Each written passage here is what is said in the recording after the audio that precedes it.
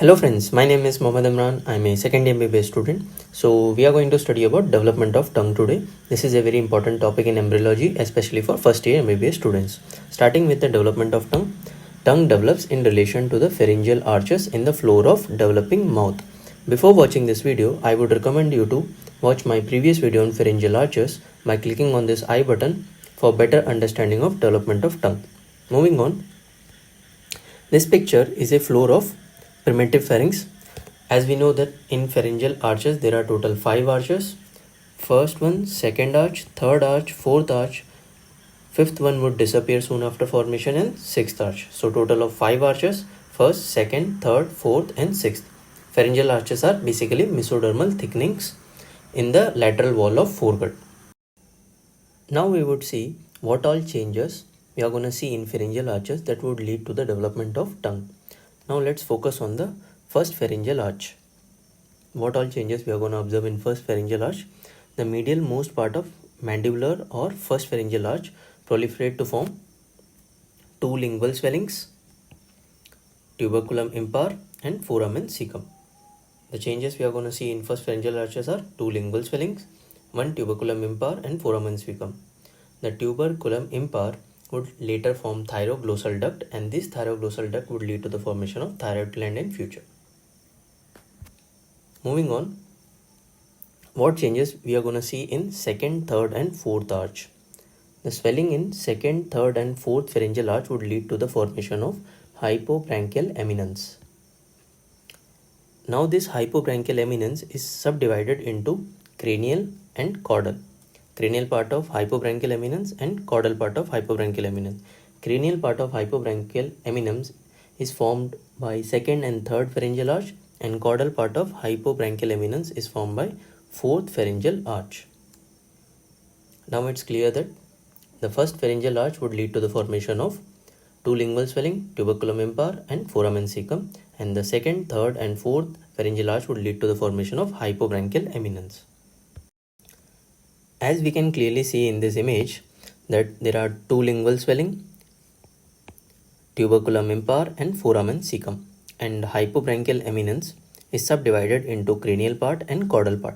These all would fuse to form the tongue. As we can clearly see in this image, tongue is divided into three portions. The first one is anterior 2/3 of tongue, posterior 1/3 of tongue and posterior most part of the tongue. The anterior 2/3 of tongue is formed from tuberculum impar and two lingual swellings. So basically the anterior 2/3 of tongue is derived from first pharyngeal arch or mandibular arch. Now coming to the posterior 1/3 of tongue. Posterior 1/3 of tongue is formed from cranial part of hypobranchial eminence, not from the caudal part. So basically the posterior 1/3 of the tongue is formed from third pharyngeal arch, and the posterior most part of the tongue is formed from fourth pharyngeal arch. So anterior 2/3 of tongue and posterior 1/3 of tongue is divided by sulcus terminalis. It is a V-shaped and it divides anterior 2/3 of tongue and posterior 1/3 of tongue. As we have discussed about the involvement of first pharyngeal arch, third pharyngeal arch and fourth pharyngeal arch, but there is no mention of second pharyngeal arch. So the second pharyngeal arch mesoderm gets buried below the surface of, and the third arch mesoderm grows over it and fuses with the first arch mesoderm, as we can clearly see in this image. And the musculature of tongue is developed from occipital myotomes, and the nerve supply of occipital myotomes is hypoglossal nerve. Now let's revise the nerves that are derived from pharyngeal arches for better understanding of development of tongue, and we can memorize it by: man's face is glossy, super and refreshing. M for maxillary and mandibular, branches of trigeminal nerve, and F for facial nerve, and G for glossopharyngeal nerve, S for superior laryngeal nerve, and R for recurrent laryngeal nerve for sixth pharyngeal arch, and these are basically 10th cranial nerve. And the first one, maxillary and mandibular, are 5th cranial nerve, and facial one is 7th cranial nerve, and glossopharyngeal nerve is 9th cranial nerve. Now let's get to the main part of the development of tongue, that is the summary of derivation of components of the tongue. The anterior 2/3 of tongue is formed from first pharyngeal arch. This is clear. And the the nerve component, the general sensation, the nerve supply for general sensation is mandibular nerve, that too lingual branch. And the taste sensation is from facial nerve, chorda tympani. There is no motor nerve supply for anterior 2/3 of tongue. Now coming to the posterior 1/3 of tongue, and the embryonic part from which it is derived is third pharyngeal arch, and the general sensation as well as the taste sensation nerve supply is from glossopharyngeal nerve. As we have discussed from the previous slide, that the third pharyngeal arch, the nerve that is derived from third pharyngeal arch is glossopharyngeal nerve. And now coming to the posterior most part of the tongue, it is formed from fourth pharyngeal arch, and the nerve that is derived from fourth pharyngeal arch is superior laryngeal nerve, as we have discussed it before. And the muscle,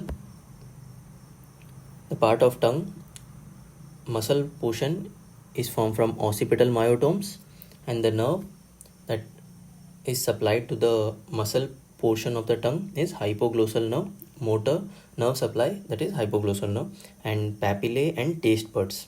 The nerve supply for papillae and taste buds, the circumvallate and foliate taste buds would be supplied by glossopharyngeal nerve, and fungiform and filiform would be supplied by facial nerve, as we can remember by F, F and F. Now coming to the clinical correlation, this is important for first year students as they have to write this for scoring good marks. And there are three clinical correlation which you can remember. First one is macroglossia. In this, the tongue gets too large. In microglossia, the tongue gets too small. And aglossia, the tongue is absent. Thank you for watching. Hope you like this video. Make sure you hit the like and subscribe button for more videos related to medical field.